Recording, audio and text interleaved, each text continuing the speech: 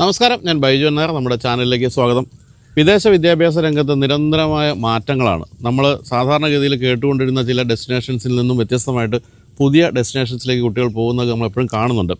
അപ്പോൾ നമ്മൾ നിരന്തരമായിട്ട് അത്തരം വീഡിയോകൾ ചെയ്യുന്നുണ്ട്. അതായത് ഓരോ 3-4 മാസം കൂടുമ്പോൾ പോലും മാറ്റങ്ങൾ വരുന്നുണ്ട് വിദേശ വിദ്യാഭ്യാസത്തിൻ്റെ കാര്യത്തിലുള്ള പല നോംസിൻ്റെ കാര്യത്തിൽ. അപ്പോൾ ഏതൊക്കെയാണ് പുതിയ ഡെസ്റ്റിനേഷൻസ്, എന്തൊക്കെയാണ് അവിടെ പോകാൻ വേണ്ടി നമ്മൾ ചെയ്യേണ്ട കാര്യങ്ങൾ, അത്തരം കാര്യങ്ങളെപ്പറ്റി ചോദിച്ച് മനസ്സിലാക്കാൻ വേണ്ടി പതിവ് പോലെ നമ്മളോട് ഉള്ളത് ഫെയർ ഫ്യൂച്ചർ സ്റ്റഡി അബ്രോഡിൻ്റെ സാരഥി ഡോക്ടർ രാജാണ്. നമസ്കാരം ചേട്ടാ. അപ്പോൾ നമുക്കിന്ന് ചോദിച്ച് മനസ്സിലാക്കാനുള്ളത് അത്തരം ചില കാര്യങ്ങളാണ്. ഇപ്പോൾ ഞാൻ കഴിഞ്ഞ ദിവസം രാജനോട് സംസാരിച്ചപ്പോൾ പറയുണ്ടായി, നേരത്തെ ബിഗ് 4 എന്നായിരുന്നു ഒരു സ്ഥിരമായി കുട്ടികൾ പോകുന്ന രാജ്യങ്ങളെ വിളിച്ചിരുന്ന പേര്. അത് US, കാനഡ,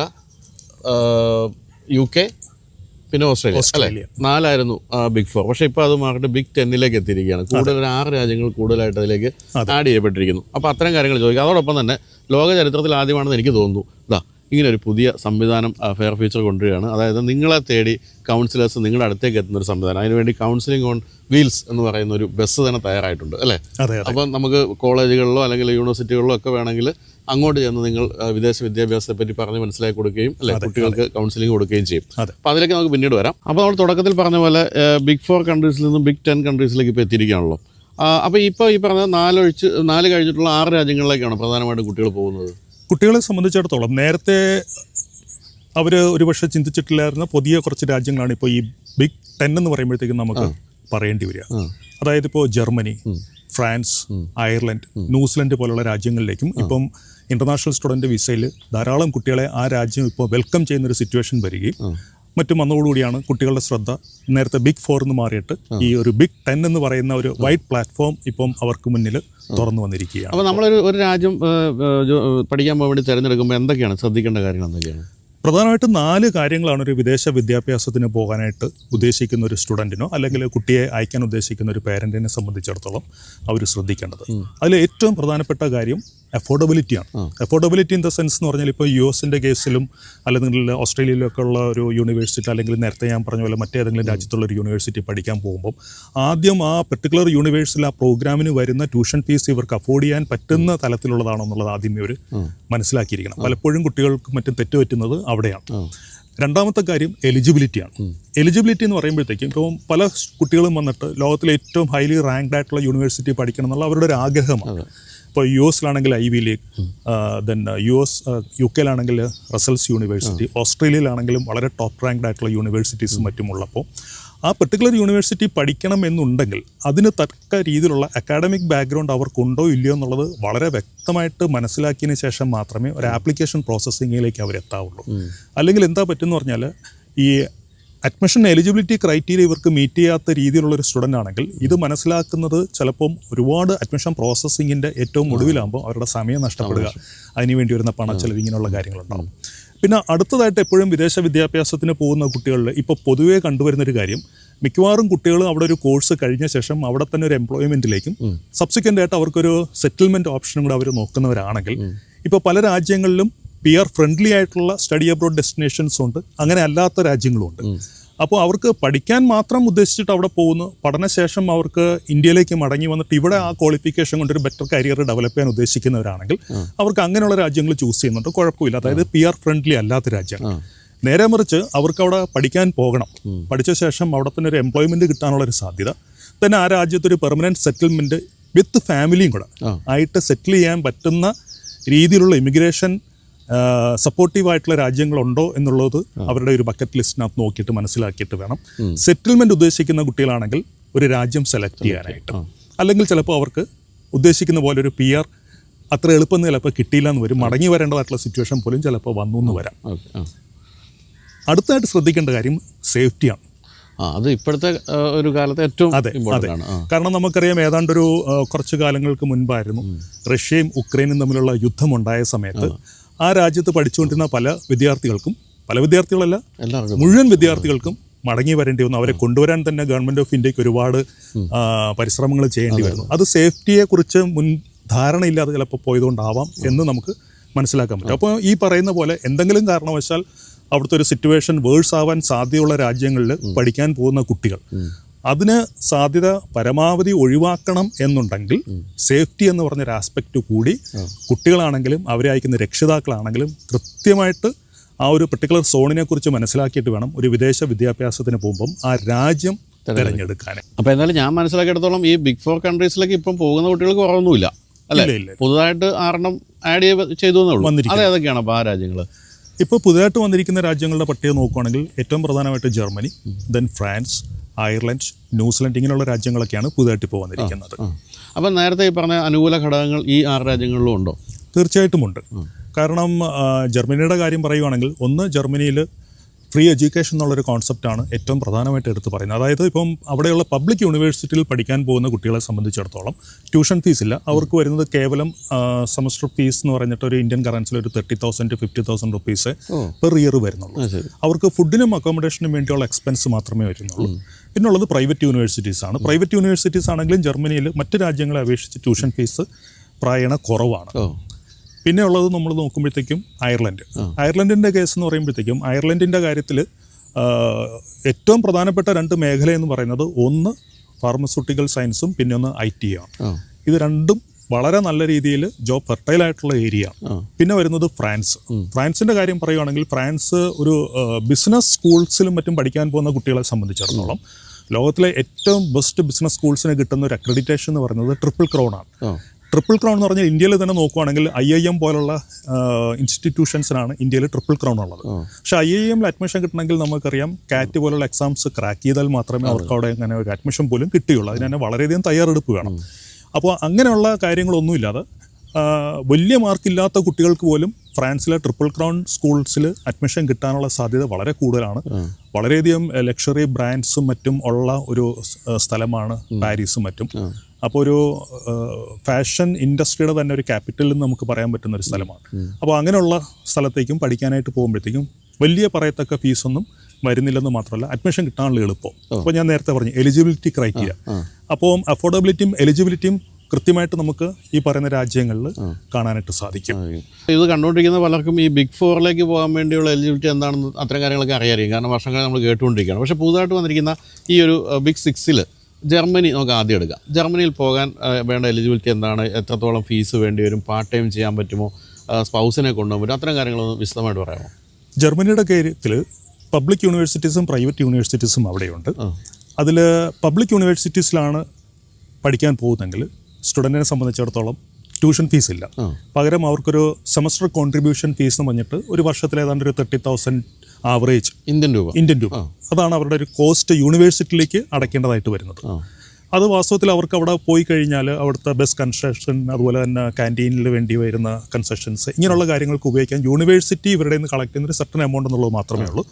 അപ്പോൾ ശരിക്കും പറഞ്ഞു കഴിഞ്ഞാൽ പബ്ലിക് യൂണിവേഴ്സിറ്റിയിൽ പഠിക്കാൻ പോകുന്ന ഒരു ഇൻ്റർനാഷണൽ സ്റ്റുഡൻറ്റിനെ സംബന്ധിച്ചിടത്തോളം അവർക്ക് വരുന്ന എക്സ്പെൻസ് എന്ന് പറഞ്ഞത് ഫുഡിനും അക്കോമഡേഷനും മാത്രമേ ഉള്ളൂ.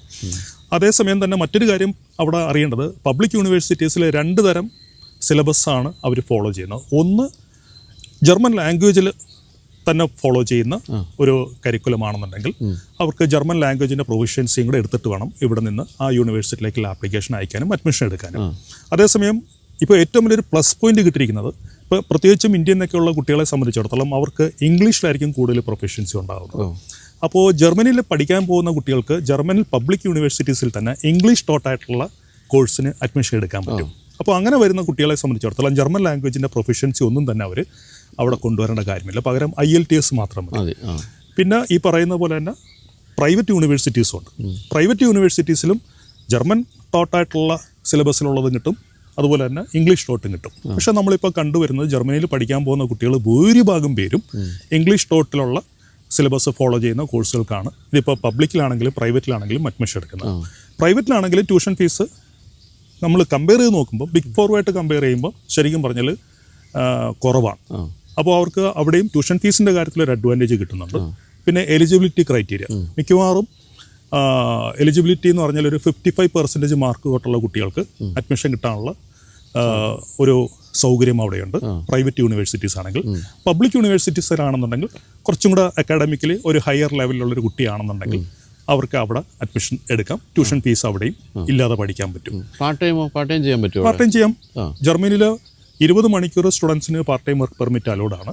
അപ്പോൾ പാർട്ട് ടൈം വർക്ക് ചെയ്യുന്ന സമയത്ത് ഒരു ജർമ്മൻ ലാംഗ്വേജിനെ കുറിച്ച് കുറച്ച് അവർക്കൊരു അറിവുണ്ടെന്നുണ്ടെങ്കിൽ പാർട്ട് ടൈം കിട്ടാനും ഒക്കെ എളുപ്പമായിരിക്കും. അതുകൊണ്ട് പൊതുവേ ജർമ്മനിയിൽ പഠിക്കാൻ പോകുന്ന കുട്ടികൾ A1 ലെവലിലെങ്കിലും ഉള്ള ഒരു ജർമ്മൻ അതിൻ്റെ ടെസ്റ്റിൻ്റെ സ്കോർ എടുത്തിട്ട് പോവുകയാണെങ്കിൽ അത് അവർക്ക് നല്ലതായിരിക്കും. അതുപോലെ സ്പൗസിനെ കൊണ്ടുപോകാൻ പറ്റുമോ പഠിക്കാൻ പോകുമ്പോൾ?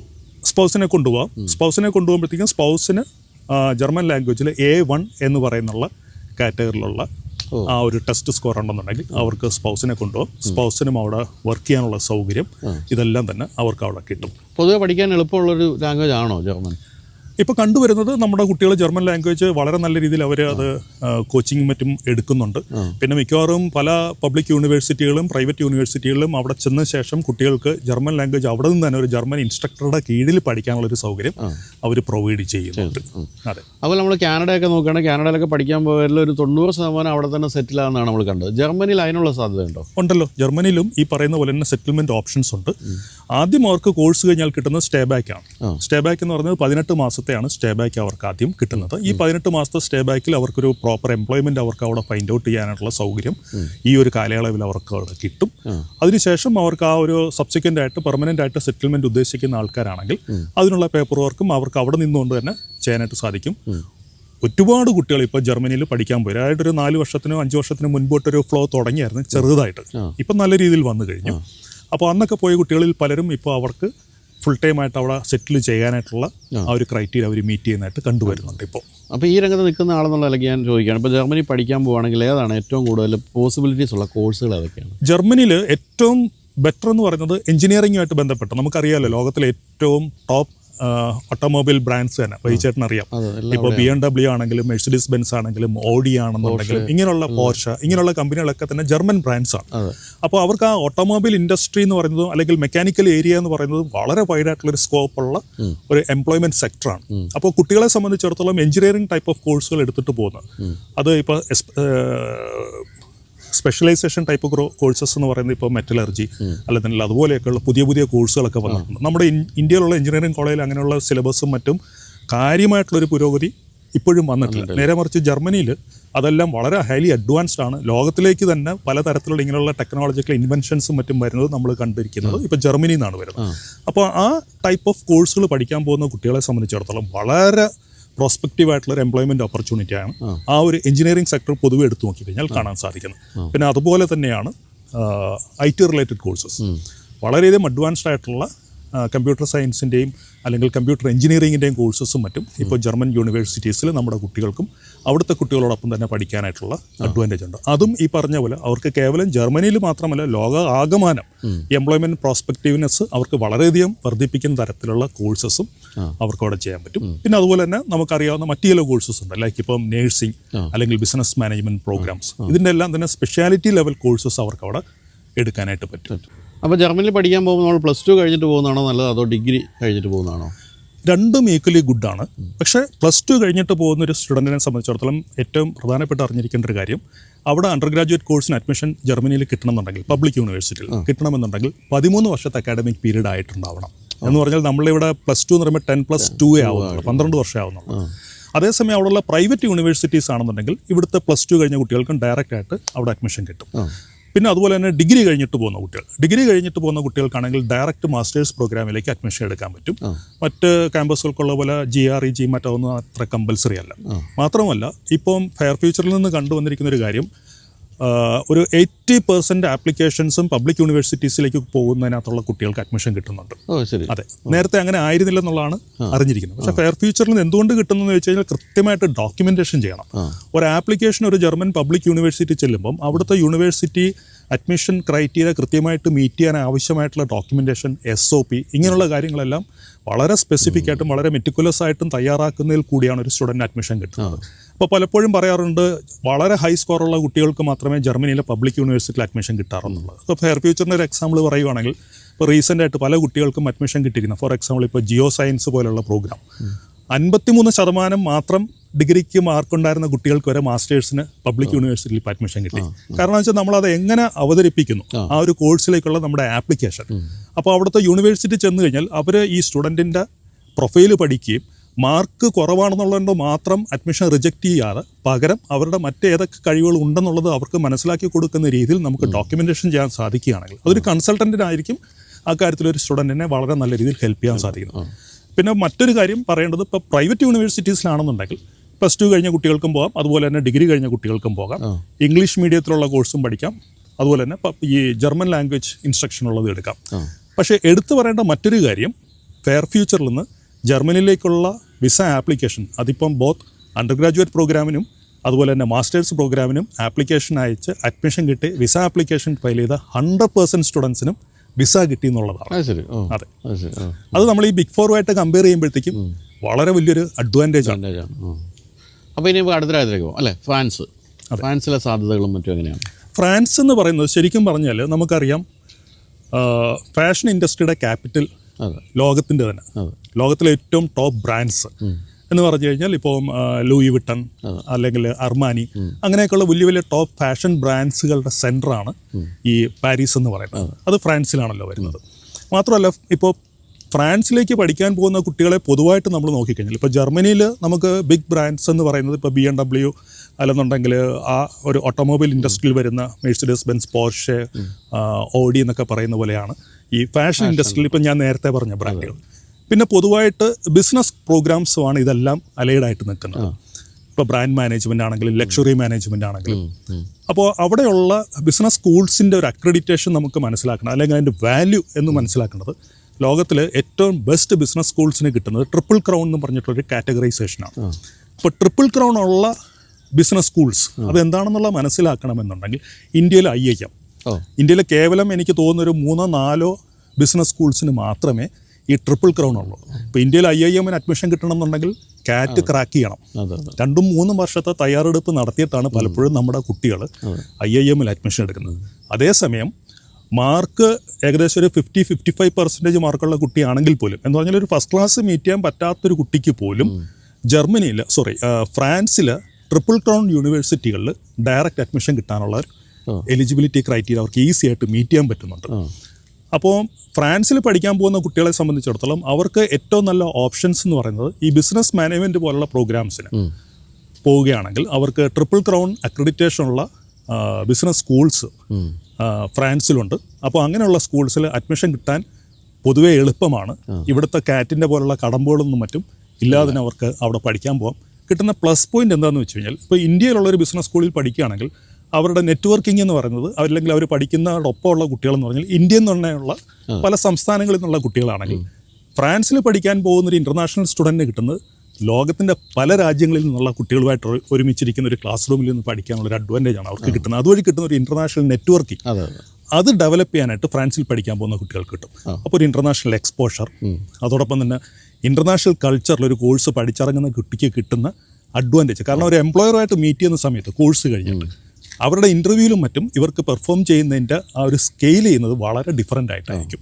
അപ്പോൾ ഫ്രാൻസിൽ പഠിക്കാൻ പോകുമ്പോഴത്തേക്കും ഈ പറയുന്നൊരു അഡ്വാൻറ്റേജാണ്. മാത്രമല്ല ഫ്രഞ്ച് പഠിക്കണം നിർബന്ധമില്ല, ഇംഗ്ലീഷിൽ തന്നെയാണ് അവിടെ ഈ പറയുന്ന മിക്കവാറും എല്ലാ ബിസിനസ് സ്കൂൾസിലും, പ്രത്യേകിച്ചും ട്രിപ്പിൾ ക്രൗൺ.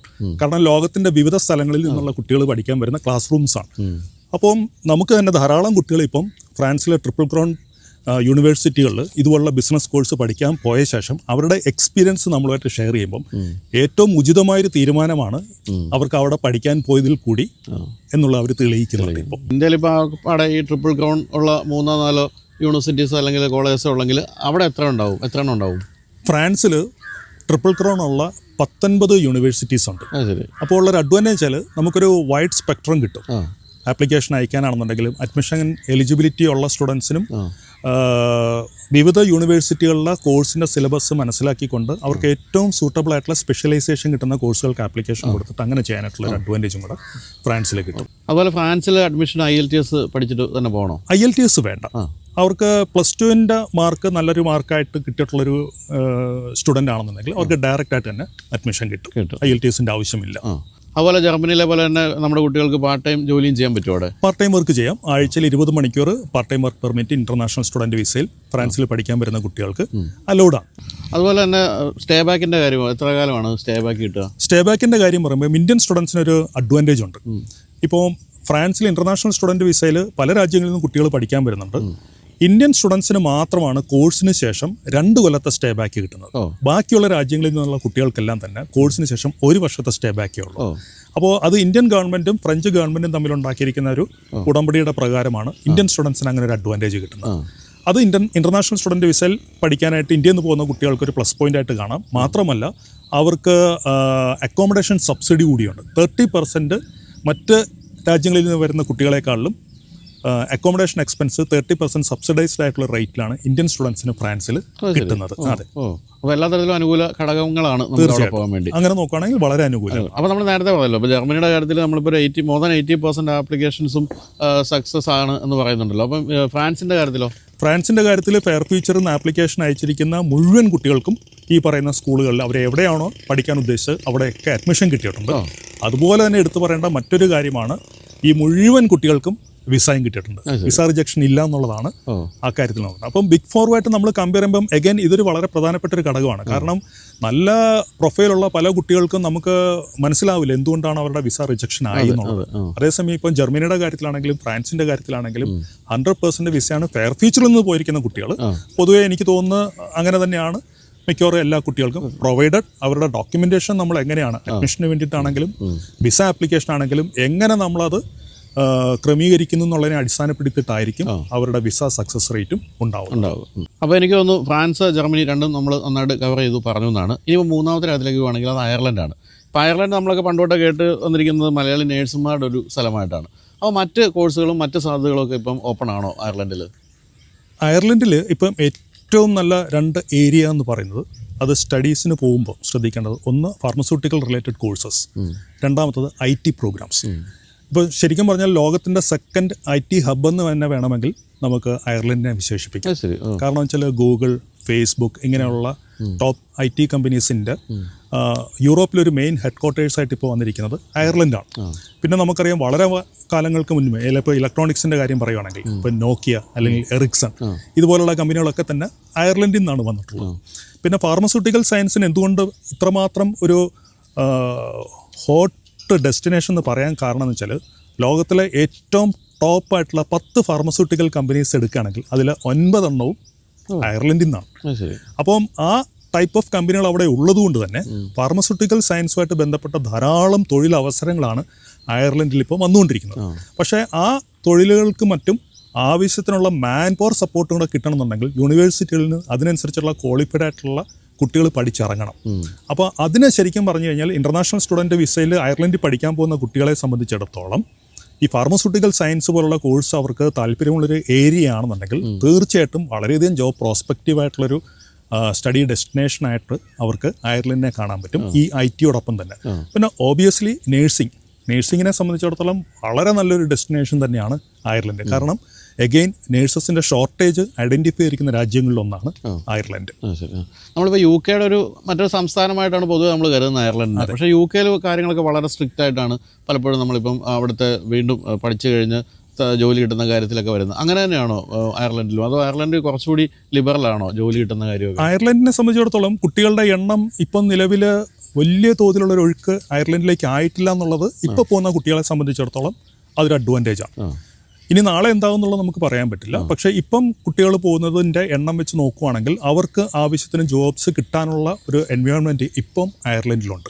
പിന്നെ കോഴ്സ് ചെയ്യുന്ന സമയത്താണെങ്കിലും മറ്റു രാജ്യങ്ങളിലുള്ള പോലെ തന്നെ പാർട്ട് ടൈം വർക്ക് പെർമിറ്റ് അലോഡാണ്. ആഴ്ചയിൽ 20 മണിക്കൂർ അവർക്ക് പാർട്ട് ടൈം വർക്ക് ചെയ്യാം.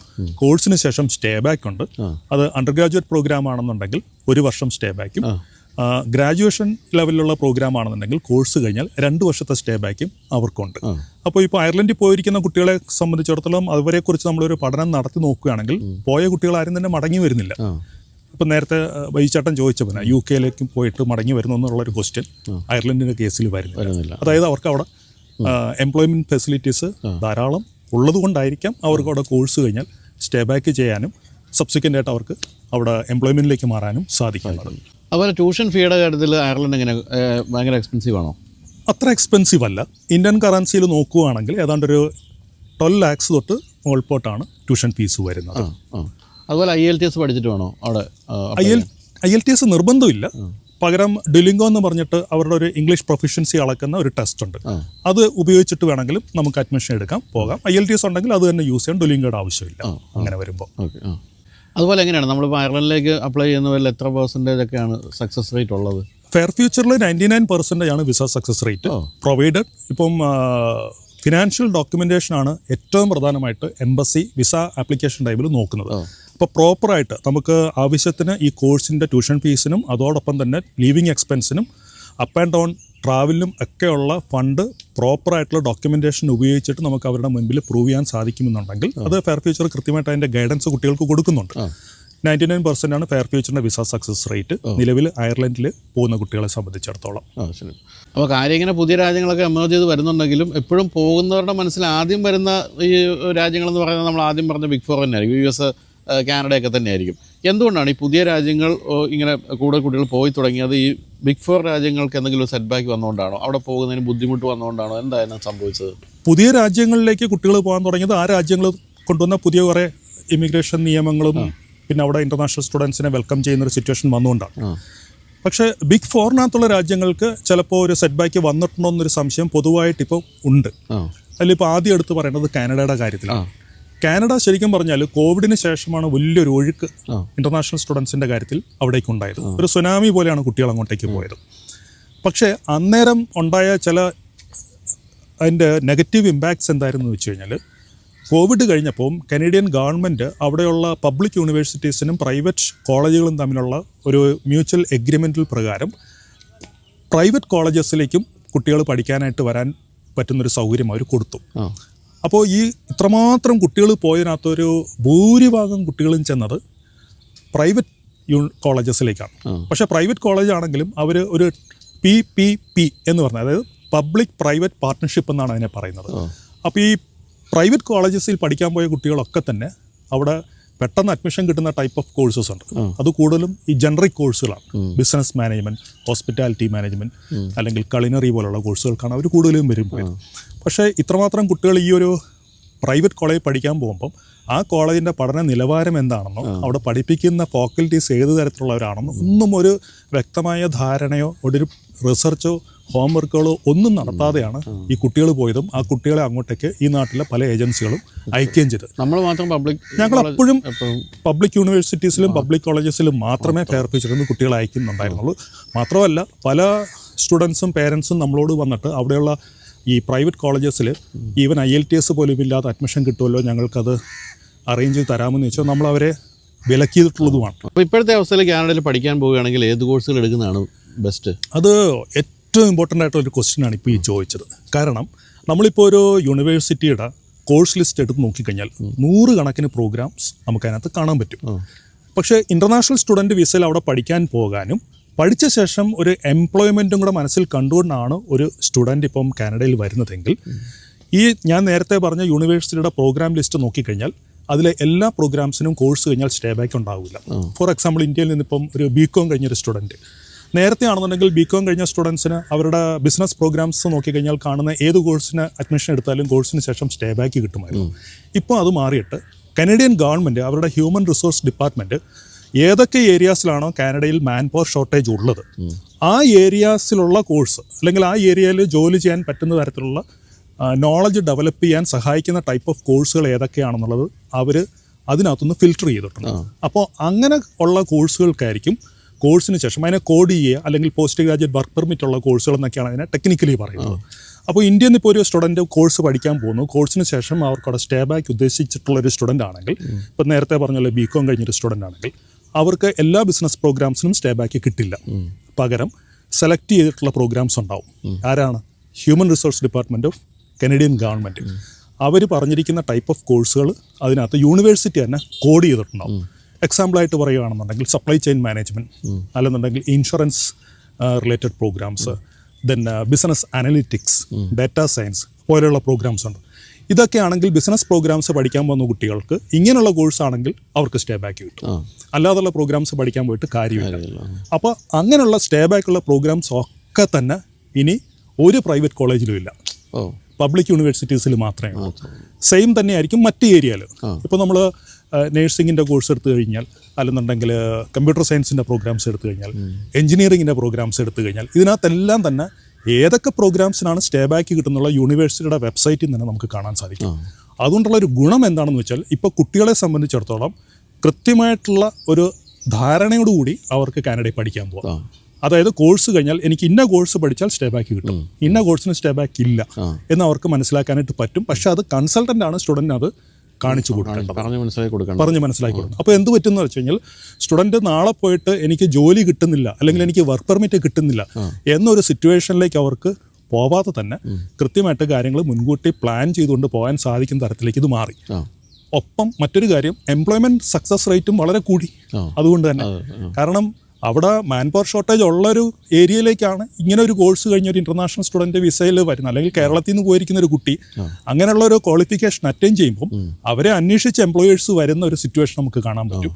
മാത്രമല്ല ഇപ്പോൾ എല്ലാ പബ്ലിക് യൂണിവേഴ്സിറ്റീസിലും കോളേജസിലും അവർക്ക് ഈ സ്റ്റുഡൻസിന് എംപ്ലോയ്മെൻറ്റിലേക്ക് കൊണ്ടുവരാൻ വേണ്ടിയിട്ട് ഇൻറ്റേൺഷിപ്സും അങ്ങനെയുള്ള കാര്യങ്ങളും എംപ്ലോയേഴ്സുമായിട്ട് ചേർന്നിട്ടുള്ള അറേഞ്ച്മെൻറ്റ്സ് കോഴ്സിനോടൊപ്പം തന്നെ കിട്ടുന്നുണ്ട്.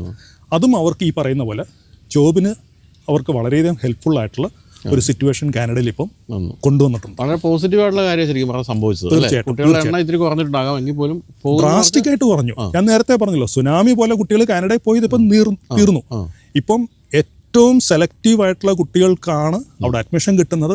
ഏറ്റവും കൃത്യമായിട്ട് വിസ ഡോക്യുമെന്റേഷൻ ചെയ്യുന്നവർക്കാണ് വിസയും കിട്ടുന്നത്. അങ്ങനെയുള്ള കുട്ടികളുടെ എണ്ണം നേരത്തെ 100 കുട്ടികൾ പോയിരുന്ന സ്ഥാനത്ത് ഇപ്പോൾ 5 കുട്ടികളെ പോകുന്നുള്ളൂ എന്ന് പറഞ്ഞാൽ ഈ 5 കുട്ടികളെ സംബന്ധിച്ചിടത്തോളം അവർക്ക് വളരെ സേഫായിട്ടൊരു സിറ്റുവേഷനിലേക്കാണ് അവർ കാനഡയിൽ വരുന്നു എന്ന് പറയുമ്പോൾ തന്നെ. കാരണം അഡ്മിഷൻ കിട്ടുമ്പോഴാണെങ്കിലും വിസ കിട്ടുമ്പോഴാണെങ്കിലും ഒരുപാട് ക്രൈറ്റീരിയ അവർ ഫുൾഫില്ല് ചെയ്യുന്നുണ്ട്.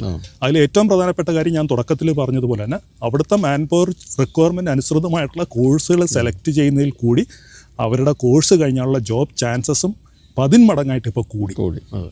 അപ്പോൾ അത് കാനഡയുടെ കാര്യം. മറ്റ് ബിഗ് ഫോറിൽ ഇനി 3 രാജ്യങ്ങൾ കൂടിയുണ്ട്. അവിടുത്തെ അവസ്ഥ എങ്ങനെയാണ് ഇപ്പോൾ യു കെയുടെ കേസ് എടുക്കുകയാണെന്നുണ്ടെങ്കിൽ യു കെയിൽ ഒരു ടൈപ്പ് ഓഫ് സ്റ്റുഡൻസിനാണ് യു കെ ഏറ്റവും നല്ലത്. അതായത് അവരുടെ പ്രൈം ഇൻറ്റൻഷൻ സ്റ്റഡി എന്നുള്ളതാണെങ്കിൽ U K is the best option. മാത്രമല്ല ഇപ്പോൾ നമുക്ക് യു എസിൻ്റെ കേസ് പറയുകയാണെങ്കിൽ യു എസിലെ ഏറ്റവും ടോപ്പ് യൂണിവേഴ്സിറ്റീസ് എന്ന് പറയുന്നത് ഐവി ലീഗ് യൂണിവേഴ്സിറ്റീസാണ്. പക്ഷേ ഐവി ലീഗിൻ്റെ ട്യൂഷൻ ഫീസ് എന്ന് പറഞ്ഞാൽ ഏകദേശം 70 ലക്ഷം തൊട്ട് മേൽപോട്ടൊക്കെയാണ് ട്യൂഷൻ ഫീസ് വരുന്നത്. നേരെ മറിച്ച് ഐവി ലീഗിൻ്റെ സെയിം സ്റ്റാൻഡേർഡ് ഓഫ് എഡ്യൂക്കേഷൻ കിട്ടുന്ന യൂണിവേഴ്സിറ്റീസാണ് യു കെയിലെ റസൽസ് യൂണിവേഴ്സിറ്റീസ്. അപ്പോൾ റസൽസിലൊക്കെ പഠിക്കാൻ പോവുകയാണെന്നുണ്ടെങ്കിൽ ഇപ്പോൾ ഐവി ലീഗിൽ വരുന്ന ട്യൂഷൻ ഫീസ് പോലെയല്ല റസൽസിൽ വരുന്ന ഏതാണ്ട് ഒരു 30 ലക്ഷം ആണ് ആവറേജ് ട്യൂഷൻ ഫീസ് വരുന്നത്. പഠിച്ചത് റസൽ ഗ്രൂപ്പിൽ പെടുന്ന ലീഡ്സ് യൂണിവേഴ്സിറ്റിയിലായിരുന്നു പഠിച്ചത്. ആ ഒരു ഫീസായിരുന്നു അവിടെ. കോഴ്സ് കഴിഞ്ഞ് എംപ്ലോയ്മെൻറ്റും ആയിരുന്നു. അതെ. അപ്പം യു കെയിൽ നേരത്തെ ഞാൻ പറഞ്ഞല്ലോ, എംപ്ലോയ്മെൻ്റ് എന്നുള്ളത് സെക്കൻഡറിയാണ്. അതേസമയം ഏറ്റവും ടോപ്പ് എഡ്യൂക്കേഷൻ കിട്ടുക എന്നുള്ളൊരു ഉദ്ദേശത്തിൽ പഠിക്കാൻ പോകുന്ന കുട്ടികൾക്ക് ഏറ്റവും നല്ലതാണ് ഇന്നും യു കെ. പിന്നെ യു കെയിൽ ഇപ്പം സ്റ്റുഡൻറ്റ് വിസ ആപ്ലിക്കേഷൻ അഡ്മിഷൻ തൊട്ടടക്കം കാസ് എന്ന് പറഞ്ഞിട്ടുള്ള അവരുടെ ഒരു ഇൻ്റർവ്യൂവും മറ്റുമുണ്ട്. അതിനൊക്കെയുള്ള കാര്യങ്ങളെല്ലാം വളരെ ടൈറ്റൻ ചെയ്തിട്ടുണ്ട് ഇപ്പോൾ. അപ്പോൾ അതുകൊണ്ട് നേരത്തെ പോയിരുന്നത് പോലുള്ള ഒരു ഹ്യൂജ് നമ്പർ ഓഫ് സ്റ്റുഡൻസ് ഇപ്പോൾ യു കെയിലേക്കില്ല. പകരം ശരിക്കും ജെനുവിനായിട്ടും സീരിയസ് ആയിട്ടും പഠിക്കാൻ ഉദ്ദേശിച്ച് വരുന്ന കുട്ടിയാണോ എന്നുള്ളത് യൂണിവേഴ്സിറ്റിയും അതുപോലെ തന്നെ എംബസിയും പ്രോപ്പറായിട്ടുള്ള അവരുടെ ഇൻവെസ്റ്റിഗേഷനും മറ്റും കഴിഞ്ഞ ശേഷം വെരിഫിക്കേഷനും കഴിഞ്ഞ ശേഷമാണ് അഡ്മിഷനും വിസയും കിട്ടുന്നത്. അതുകൊണ്ട് തന്നെ പോകുന്ന കുട്ടികൾക്ക് ഇപ്പോൾ ബൈജു ചേട്ടൻ്റെ മോളെ കാര്യം പറഞ്ഞതുപോലെ തന്നെ ഇപ്പോൾ പോകുന്ന കുട്ടികൾക്ക് ആർക്കും തന്നെ പ്രോപ്പറായിട്ടുള്ള ഒരു എഡ്യൂക്കേഷനിൽ കൂടെ അവർ പോകുന്നതുകൊണ്ടായിരിക്കാം എംപ്ലോയ്മെൻറ്റ് കിട്ടുന്നില്ല എന്നുള്ളൊരു പരാതി ഇപ്പോൾ പൊതുവെ കേൾക്കുന്നില്ല. കൃത്യമായിട്ട് അവർ കോഴ്സിന് സെലക്ഷൻ ചെയ്യുന്നു, പഠിക്കാനായിട്ട് പോകുന്നു. പഠിച്ചു കഴിഞ്ഞാൽ എംപ്ലോയ്മെൻറ്റിൻ്റെ കാര്യത്തിലും വലിയ പ്രയാസം ഉണ്ടാകുന്നില്ല. എംപ്ലോയ്മെൻറ്റിലേക്ക് അവർ മാറുന്നു. സബ്സിക്വൻ്റ് ആയിട്ട് അവർക്ക് അവിടെ എന്തൊക്കെയാണോ PR-ലേക്ക് മാറാൻ ഉദ്ദേശിക്കുന്നവരാണെങ്കിൽ അതിനുള്ള കാര്യങ്ങൾ എന്താണെന്നുള്ളത് അവരുടെ സ്വന്തം നിലയ്ക്ക് അന്വേഷിച്ചിട്ട് അതും അവർ ചെയ്യുന്നു. അതല്ല, അവർക്കൊരു ബെസ്റ്റ് എഡ്യൂക്കേഷൻ കിട്ടിയതിൻ്റെ പ്രകാരം ലോകത്തിൽ എവിടെ വേണമെങ്കിലും പോയാൽ ഒരു ഗ്ലോബൽ അക്സെപ്റ്റൻസ് ഇപ്പോൾ അവർക്ക് കിട്ടുന്നതായിട്ടും കണ്ടുവരുന്നുണ്ട്. അപ്പോൾ അതുപോലെ തന്നെ ഇപ്പോൾ US-ൻ്റെ കാര്യം പറയുകയാണെങ്കിൽ ഇപ്പോൾ ഐവി ലീഗിൽ തന്നെ പഠിക്കണമെന്നാണോ അപ്പം പറയുന്നത്? ഐവി ലീഗ് എന്ന് പറയുന്നത് ഏറ്റവും ടോപ്പ് റാങ്ക്ഡ് യൂണിവേഴ്സിറ്റികളുടെ ഒരു കൂട്ടായ്മയാണ്. അപ്പോൾ അവിടുത്തെ അഡ്മിഷൻ എലിജിബിലിറ്റി ക്രൈറ്റീരിയ ഞാൻ തുടക്കത്തിൽ പറഞ്ഞ 4 കാര്യങ്ങളാണ്. എലിജിബിലിറ്റി ക്രൈറ്റീരിയ മീറ്റ് ചെയ്യാൻ പറ്റുന്ന ഒരാളാണോ ഞാൻ എന്ന് പോകുന്നൊരു സ്റ്റുഡൻറ്റ് ആദ്യമേ തന്നെ മുൻകൂട്ടി മനസ്സിലാക്കണം. രണ്ടാമതായിട്ട് അഫോർഡബിലിറ്റിയുടെ കാര്യം പറഞ്ഞു. കാരണം ഹൈ ട്യൂഷൻ ഫീസാണ് അവിടെയുള്ളത്. പക്ഷേ ഐവി ലീഗിൻ്റെ അതേ ക്വാളിറ്റിയിലുള്ള എഡ്യൂക്കേഷൻ കിട്ടുന്ന ധാരാളം യൂണിവേഴ്സിറ്റീസ് US ലുണ്ട്. അതെ, ഇപ്പം US ഏറ്റവും ടോപ്പ് യൂണിവേഴ്സിറ്റീസിൻ്റെ ഏജൻസിഷിപ്പ് കിട്ടാൻ വേണ്ടിയിട്ട് അവർ തന്നെ ഒരു സർട്ടിഫിക്കേഷൻ ഫോർമാലിറ്റീസ് കൊണ്ടുവന്നിട്ടുണ്ട്. Association of international recruitment council എന്നാണ് പറഞ്ഞത്, AIRC. അപ്പോൾ AIRCയിൽ മെമ്പേഴ്സായിട്ടുള്ള യൂണിവേഴ്സിറ്റികൾ ആ യൂണിവേഴ്സിറ്റികളുടെ സ്റ്റുഡൻസിനെ റിക്രൂട്ട് ചെയ്യുന്നതിന് വേണ്ടിയിട്ട് ലോകത്തിൻ്റെ പല സ്ഥലങ്ങളിലും ഏജൻസീസിനെ അപ്പോയിൻറ്റ് ചെയ്യുമ്പം ഈ AIRC സർട്ടിഫിക്കേഷനുള്ള ഏജൻസീസിനെ മാത്രമേ അവർ അപ്പോയിൻറ്റ് ചെയ്യുള്ളൂ അവരുടെ സ്റ്റുഡൻറ്റ് റിക്രൂട്ട്മെൻറ്റ് പാർട്ണറായിട്ട്. കേരളത്തിൽ നിന്നും AIRC സർട്ടിഫിക്കേഷനുള്ള ഒരേ ഒരു ഏജൻസി ഫെയർ ഫ്യൂച്ചർ മാത്രമാണ്. അപ്പോൾ നമുക്കറിയാം ഈ ഐവി ലീഗിനോടൊപ്പം തന്നെ അതേ ക്വാളിറ്റി എഡ്യൂക്കേഷൻ കിട്ടുന്ന ധാരാളം മറ്റ് പബ്ലിക് യൂണിവേഴ്സിറ്റീസ് യു എസിലുണ്ട്. ഇപ്പോൾ യൂണിവേഴ്സിറ്റി ഓഫ് കാലിഫോർണിയ അങ്ങനെയുള്ള യൂണിവേഴ്സിറ്റീസ് അല്ലെന്നുണ്ടെങ്കിൽ മറ്റ് സ്റ്റേറ്റുകളുടെ യൂണിവേഴ്സിറ്റി, ഇവിടെയൊക്കെ തന്നെ ടോപ്പ് ക്വാളിറ്റി എഡ്യൂക്കേഷൻ കിട്ടും. പക്ഷേ ഐവി ലീഗിലുള്ള പോലെ അത്രയും ഹൈ ട്യൂഷൻ ഫീസ് ഇല്ല. അഡ്മിഷൻ റിക്വയർമെന്റ് പലപ്പോഴും നമ്മൾ നോക്കുമ്പം ഐവി ലീഗിലും ഇവിടെയൊക്കെ തന്നെ സെയിം റിക്വയർമെന്റ് വരുന്നത്. പക്ഷേ ട്യൂഷൻ ഫീസ് തുലവും കുറവായിരിക്കും ഇങ്ങനെയുള്ള യൂണിവേഴ്സിറ്റികളിൽ അഡ്മിഷൻ എടുക്കുമ്പോൾ.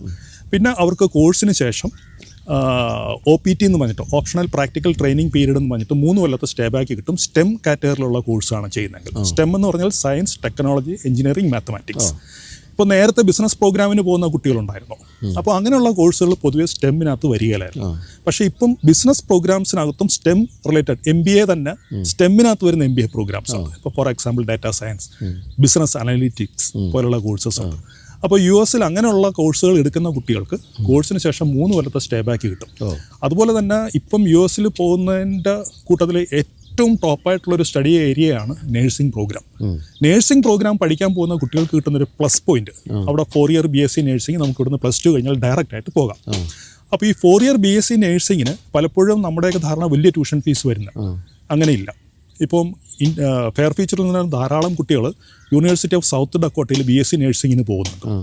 അതിൻ്റെ ട്യൂഷൻ ഫീസ് എന്ന് പറയുമ്പോൾ ഇന്ത്യൻ കറൻസിയിൽ നോക്കുമ്പോൾ ഏതാണ്ട് ഒരു 8 lakhs per year tuition fees വരുന്നുള്ളൂ. ലീവിങ് എക്സ്പെൻസും ഏതാണ്ട് ഒരു 8 lakhs പെർ ഇയറേ വരുന്നുള്ളൂ. പക്ഷേ ഈ 4 വർഷത്തെ BSc നേഴ്സിംഗ് കഴിയുമ്പോഴേക്കും ഈ കോഴ്സിനകത്തുകൂടി തന്നെ യൂണിവേഴ്സിറ്റി തന്നെ കുട്ടികൾക്ക് ഹോസ്പിറ്റൽസിൽ ഇൻറ്റേൺഷിപ്പ് ചെയ്യാനുള്ള ഒരു ഫെസിലിറ്റിയും കൂടി ഇതിനോടൊപ്പം അറേഞ്ച് ചെയ്തിട്ടുണ്ട്. പലർക്കും ഇതിനെക്കുറിച്ചൊന്നും അറിയില്ല, അതുകൊണ്ടാണ് ഞാനിത് എടുത്ത് പറയുന്നത്. അപ്പോൾ ഈ ഒരു 4 ഇയർ BSc നേഴ്സിംഗ് കഴിഞ്ഞൊരു കുട്ടിക്ക് അവിടെ കോഴ്സ് കഴിഞ്ഞാൽ ആദ്യം OPT കിട്ടും. അത് കഴിഞ്ഞാൽ പിന്നെ അവർ പെർമനൻ്റ് ആയിട്ട് അവിടെ ഒരു എംപ്ലോയ്മെൻറ്റിലേക്ക് മാറണമെങ്കിൽ ഇൻ്റർനാഷണൽ സ്റ്റുഡൻറ്റ് വിസയിൽ, അതായത് F1 എന്നുള്ള കാറ്റഗറിയിലാണ് ഈ കുട്ടികളൊക്കെ തന്നെ. ലോകത്തിലെ ഏത് രാജ്യത്തു നിന്ന് വരുന്ന കുട്ടികളും US പഠിക്കാൻ വരുന്നത് F1 കാറ്റഗറിയിലുള്ള സ്റ്റുഡൻറ്റ് വിസയിലാണ്. പക്ഷേ F1 കാറ്റഗറിയിലുള്ള കോഴ്സ്, ഇപ്പോൾ സ്റ്റെം കാറ്റഗറിയിലുള്ള എഞ്ചിനീയറിംഗ് പ്രോഗ്രാം ആണെങ്കിലും ബിസിനസ് പ്രോഗ്രാം ആണെങ്കിലും അവരൊക്കെ തന്നെ കോഴ്സ് കഴിഞ്ഞാൽ ഒരു H1B വിസ ആപ്ലിക്കേഷൻ ഒരു എംപ്ലോയർ സ്പോൺസർ ചെയ്തിട്ടാണ് ഫയൽ ചെയ്യേണ്ടത്. അതാണ് അവർക്ക് ഫുൾ ടൈം ആയിട്ട് ഒരു എംപ്ലോയ്മെൻറ്റിലേക്ക് വരാനുള്ള വിസ എന്ന് പറയുന്നത്. അപ്പോൾ F1 നിന്ന് അവർ H1 മാറണം. പക്ഷേ ഒരു വർഷം US 65,000 H1B visa US government കൊടുക്കുകയുള്ളൂ. പക്ഷേ ഈ 65,000 H1B വിസ കൊടുക്കാനായിട്ട് അവർ അതിനുള്ള ലോട്ട് ഓപ്പൺ ആക്കുമ്പം എല്ലാ വർഷവും കണ്ടുവരുന്നത് ഏകദേശം 3.5 ലക്ഷം ആപ്ലിക്കേഷൻസ് ആണുള്ളത്. അതുകൊണ്ട് തന്നെ ഈ 3.5 ലക്ഷം പേരിൽ നിന്നും 65,000 പേരെ ലോട്ടറി ഇട്ടിട്ടാണ് അവരെടുക്കുന്നത്. അപ്പോൾ ഒരു ലോട്ടറി സിസ്റ്റത്തിൽ കൂടിയാണ് ഇവരെല്ലാവരും തന്നെ എലിജിബിൾ ആണെങ്കിൽ പോലും H1 കിട്ടുകയോ കിട്ടില്ല എന്നുള്ള വിചാരിക്കുന്നത് കാണേണ്ടത്. പക്ഷേ US BSc നേഴ്സിംഗ് കഴിഞ്ഞിട്ടുള്ള കുട്ടികൾ അവർ US നോൺ പ്രോഫിറ്റബിൾ ആയിട്ടുള്ള ഒരു ഓർഗനൈസേഷനിലാണ് അല്ലെങ്കിൽ അങ്ങനെയുള്ളൊരു ഹോസ്പിറ്റലാണ് അവരൊരു ഫുൾ ടൈം എംപ്ലോയ്മെൻറ്റിലേക്ക് മാറുന്നതെങ്കിൽ അവർക്ക് ഈ H1B വിസയുടെ ആപ്ലിക്കേഷനിലെ ലോട്ടറി സിസ്റ്റത്തിൽ അവർ വരില്ല.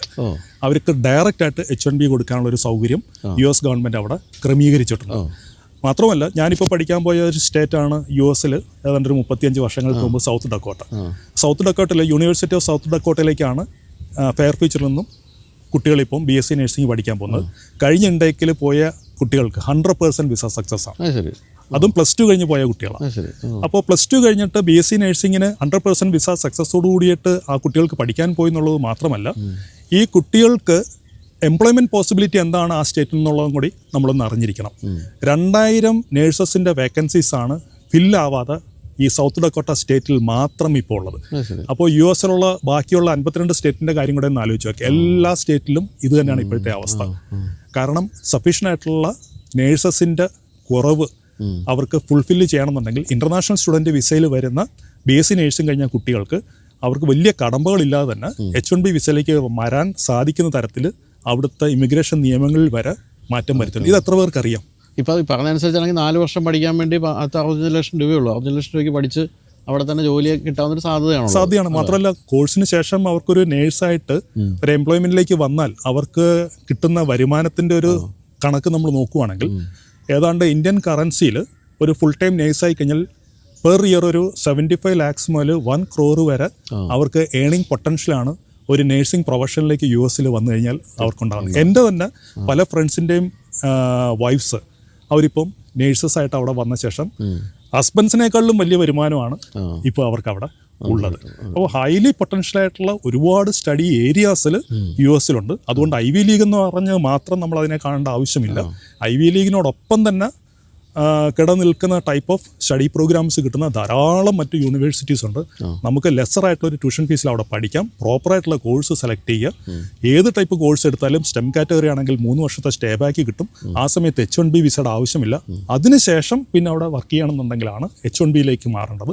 ആ സമയമാകുമ്പോൾ അവർക്ക് അതുവരെ പഠിച്ചതിൻ്റെയും ആ 3 വർഷം വർക്ക് ചെയ്ത വർക്ക് എക്സ്പീരിയൻസിൻ്റെയും ആ ഒരു സപ്പോർട്ട് കൂടിയിട്ട് H1Bയിലേക്ക് സ്പോൺസർ ചെയ്യാനുള്ള ഒരു എംപ്ലോയറേയും അവിടെ നിന്ന് കിട്ടാനായിട്ടുള്ള സാധ്യത ഇപ്പോൾ US-ലുണ്ട്. അപ്പോൾ US എന്ന് പറയുമ്പോൾ നമ്മൾ പലപ്പോഴും ആലോചിക്കുമ്പോഴത്തേക്കും US ഭയങ്കര ബുദ്ധിമുട്ടായിരിക്കും കിട്ടാമെന്ന് വിചാരിച്ച് മാറ്റി വയ്ക്കുന്ന ഒരു രാജ്യമാണ്. പക്ഷേ ഇത്തരം സാധ്യതകൾ അവിടെയുണ്ട്. അതെ, അതാണ് ഞാൻ പറഞ്ഞത്. നമ്മളെപ്പോഴും കാര്യങ്ങൾ വ്യക്തമായിട്ട് പഠിക്കണം. ഇപ്പോൾ പൊതുവേ നമ്മൾ കണ്ടുവരുന്നത് ഈ സ്റ്റഡി അബ്രോഡിനകത്ത് ഇപ്പോൾ പല കുട്ടികളും നോക്കുന്നത് അതിൻ്റെ കാര്യങ്ങൾ വാട്സാപ്പ് യൂണിവേഴ്സിറ്റിയാണ്. വാട്സാപ്പിൽ കാണുന്ന കാര്യങ്ങളോ ഫേസ്ബുക്കിൽ കാണുന്ന കാര്യങ്ങളോ അല്ലെങ്കിൽ യൂട്യൂബിൽ ആരെങ്കിലും അമച്ചർ ലെവലിൽ വന്ന് പറയുന്ന കാര്യങ്ങളോ ആയിരിക്കത്തില്ല യഥാർത്ഥത്തിലുള്ളത്. അപ്പോൾ കൃത്യമായിട്ട് കാര്യങ്ങൾ പഠിക്കാനും മനസ്സിലാക്കാനും അവരെ ഗൈഡ് ചെയ്യാനും പറ്റുന്ന ഒരു പോയിന്റ് ഓഫ് കോണ്ടാക്റ്റ് അവർക്ക് ഇവിടെ തന്നെ കിട്ടുമെങ്കിൽ അതിലൂടെ വേണം അവരെപ്പോഴും പോകാനായിട്ട്. അപ്പോൾ US-ൻ്റെ കാര്യത്തിൽ നോക്കുമ്പോഴത്തേക്കും ഞാൻ നേരത്തെ പറഞ്ഞില്ല, AIRC സർട്ടിഫിക്കേഷനുള്ള ഒരു കൺസൾട്ടൻ്റ് ആണോ ഇപ്പം ബിൽഡേഴ്സിൻ്റെ കാര്യത്തിൽ റേറെയൊക്കെ ഉള്ളതുപോലെയാണ് AIRC എന്ന് പറയുന്നത്. അമേരിക്കയിലേക്ക് പഠിക്കാൻ പോകുന്ന കുട്ടികൾക്ക് ഗൈഡൻസ് കൊടുക്കാനായിട്ട് പ്രാപ്തരായിട്ടുള്ള ഒരു ഏജൻസിയിലാണോ ഞാൻ പോകുന്നതെന്ന് അവർക്ക് സ്വന്തമായിട്ട് മനസ്സിലാക്കാനുള്ള ഏറ്റവും നല്ലൊരു അളവ് കോലെന്ന് പറയുന്നത് AIRC സർട്ടിഫിക്കേഷനുള്ള ഒരു ഏജൻസി ആണെന്നാണ്. കേരളത്തിൽ ഫെയർ ഫീച്ചർ മാത്രമേ അക്കാര്യത്തിലുള്ളൂ. അതുകൊണ്ടായിരിക്കാം ഒരുപക്ഷെ ഫെയർ ഫീച്ചർ എന്നുള്ള കുട്ടികൾക്ക് 100% വിസ സക്സസും കിട്ടുന്നത്. അപ്പോൾ ഇനി ഒരു രാജ്യം കൂടാണ് ബാക്കിയുള്ളത്, ഓസ്ട്രേലിയ. മലയാളികളുടെ ഏറ്റവും പ്രിയപ്പെട്ട ഒരു രാജ്യമാണ്. എന്താണ് ഇപ്പോൾ അവിടുത്തെ ഒരു അവസ്ഥ? ബിഗ് ഫോറിൽ വളരെ നേരത്തെ തൊട്ട് തന്നെ ഉള്ള രാജ്യമാണ് ഓസ്ട്രേലിയ. ഓസ്ട്രേലിയയുടെ കാര്യത്തിൽ നമുക്കിപ്പോഴും ധാരാളം കുട്ടികൾ പോയിക്കൊണ്ടിരിക്കുന്ന രാജ്യം തന്നെയാണ്. ഇംഗ്ലീഷ് സ്പീക്കിംഗ് ആയിട്ടുള്ള രാജ്യമാണ്.